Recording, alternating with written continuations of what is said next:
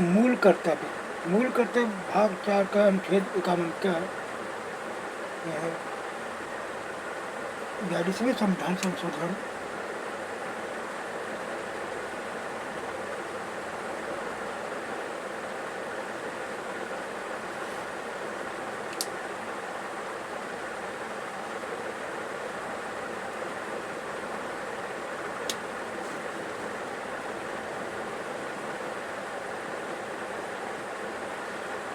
संविधान संशोधन 1976 के द्वारा मूल कर्तव्य भाग 4 में लाया गया था। संविधान के भाग 4 का में शामिल मूल कर्तव्य मानव अधिकारों की सार्वभौमिक घोषणा अनुच्छेद 29(1)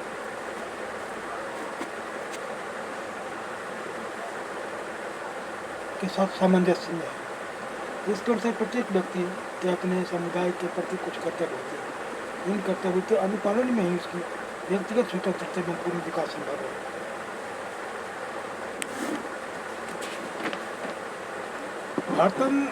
भारत के उच्चतम न्यायालय ने कई बार राज्य का कर्तव्य सुनिश्चित करने के लिए अनुच्छेद 51 का मूल कर्तव्यों को आधार बनाया। इस उद्देश्य की प्राप्ति के लिए जब यह आवश्यक हुआ निर्देश दिए तथा निर्देशक सूत्र निर्धारित किए। पर्यावरण संरक्षण और पारिस्थितिक संतुलन को बनाए रखना सिर्फ सरकार का दायित्व नहीं है, यह हर नागरिक का मूल कर्तव्य है।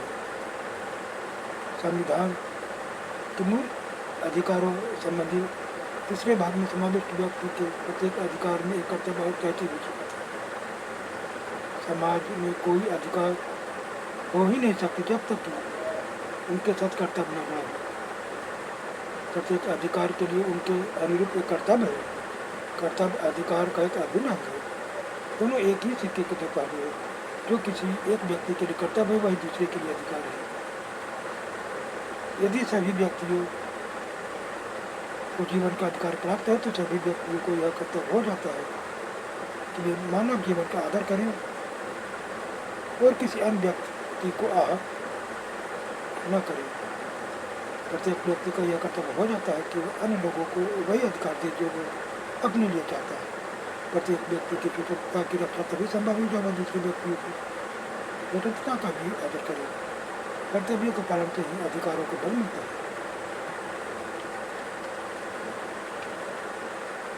अधिकार का स्रोत कर्तव्य है। यदि हम सब अपने कर्तव्यों का पालन करें तो अधिकारों को खोजने में दूर नहीं जाना पड़ेगा। यदि अपने कर्तव्यों को पूरा करे बगैर हम अधिकारों के पीछे भागेंगे तो हम वो छलावे की तरह हम से दूर रहेंगे। जितना हम उसका पीछा करेंगे उतना ही दूर जाएंगे। अनुच्छेद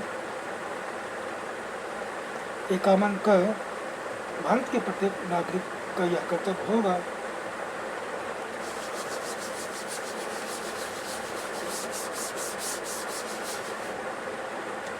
कि वह संविधान का पालन करे और उसके आदर्शों, संस्थानों, राष्ट्रध्वज और राष्ट्रगान का आदर करे।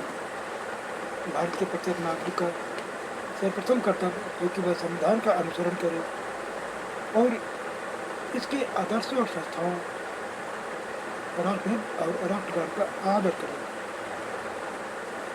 स्वतंत्रता के लिए हमारे राष्ट्रीय आंदोलन को प्रेरित करने वाले उच्च आदर्शों को हृदय में संजोए रखें और उनका पालन करें। भारत के नागरिकों को उन उदात्त आदर्शों का सम्मान और अनुसरण करना चाहिए जिनसे हमारे राष्ट्रीय आंदोलन को प्रेरणा मिले। भारत की संप्रभुता, एकता और अखंडता की रक्षा करें और उसे अक्षुण्ण बनाए रखें।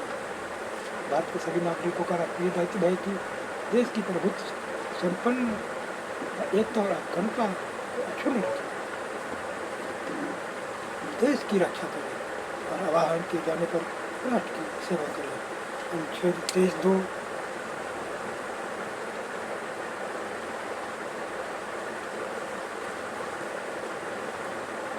राज्य को अधिकार दिया गया है कि वह आवश्यकता पड़ने पर सार्वजनिक प्रयोजनों के लिए अनिवार्य सेवा अधिरोपित कर सकते हैं और ऐसा करते सभी नागरिकों के लिए धर्म मूल्यवान जाति या वर्ग के आधार पर कोई भी भेद नहीं किया गया। भारत के सभी लोगों में समरसता और समान भ्रातृत्व की भावना का निर्माण करे, धर्म भाषा और प्रदेश या वर्ग पर आधारित सभी भेदभाव से परे। ऐसी प्रथाओं का क्या करें जो स्त्रियों के समान के विरुद्ध हो, सभी नागरिकों की समरसता और समान भाईचारे की भावना को प्रोत्साहित और संविधान की व्यवस्था में दिए गए मान्यता के आदर्श कार्यों में अनुपालन है। हमारी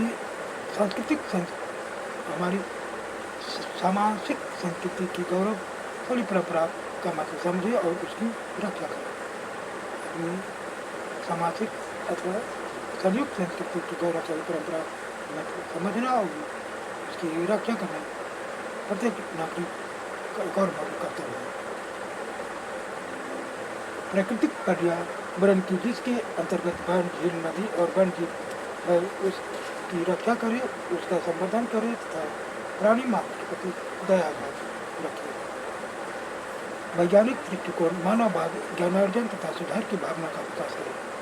हमारे स्वतंत्रता संघर्ष और गणराज्य के जिनको में प्रमुख जवाहरलाल नेहरू सदैव एक वैज्ञानिक दृष्टिकोण के विकास पर बल देते थे। सार्वजनिक संपत्ति को सुरक्षित रखें और हिंसा से दूर रहे। व्यक्तिगत और सामूहिक गतिविधियों के सभी क्षेत्रों में उत्कर्ष की ओर बढ़ने का प्रयास करें।